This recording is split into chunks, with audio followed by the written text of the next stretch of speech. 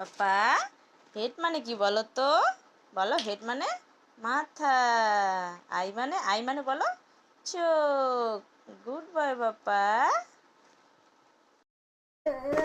Hello guys, আমার পাপার চ্যানেলে তোমাদের সবাইকে স্বাগত।